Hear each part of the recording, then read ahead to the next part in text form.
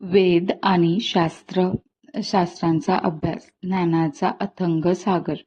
ज्ञानाच्या प्रकाशाने अज्ञानाचा अंधार नाहीसा होतो आणि जिथे सत्य ज्ञान आहे तिथेच खऱ्या अर्थाने परमेश्वर वास करतो.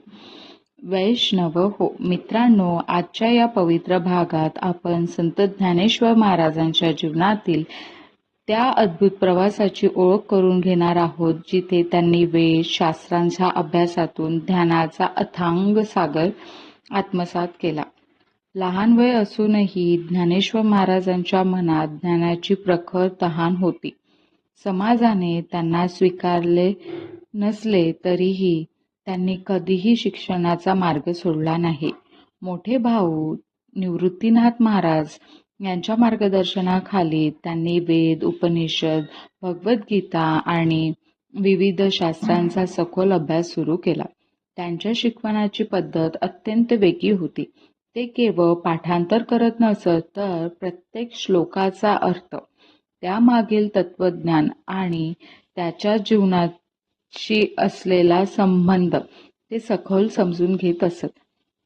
त्यामुळे त्यांचे ज्ञान हे केवळ शब्दापुरते मर्यादित नव्हते, तर ते अनुभवातून आलेले होते.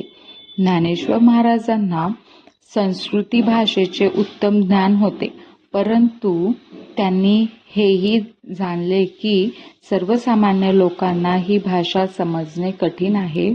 म्हणूनच त्यांनी वेद, गीतेचा अर्थ मराठी भाषेत सांगण्याचा ध्यास घेतला. हा विचार त्या काळात अत्यंत क्रांतिकारी होता. त्यांच्या अभ्यासातून एक मोठा संदेश समोर आला, तो म्हणजे ज्ञान सर्वांसाठी आहे. ते कोणत्याही एका वर्गापुरते मर्यादित नाही.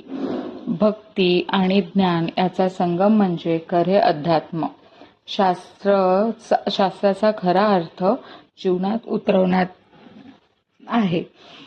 ज्ञानेश्वर महाराजांनी वेद आणि शास्त्रांचा अभ्यास करताना केवळ स्वतःसाठी ज्ञान मिळवले नाही, तर त्यांनी ते समाजाच्या कल्याणासाठी वापरले.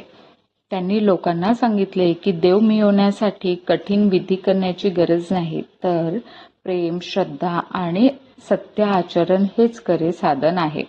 त्यांच्या या अभ्यासामुळे समाजात एक नवीन जागरण निर्माण झाली. लोकांनी शास्त्राचा खरा अर्थ समजून घेतला आणि अंधश्रद्धा, भेदभाव यांना दूर करण्याचा प्रयत्न सुरू झाला.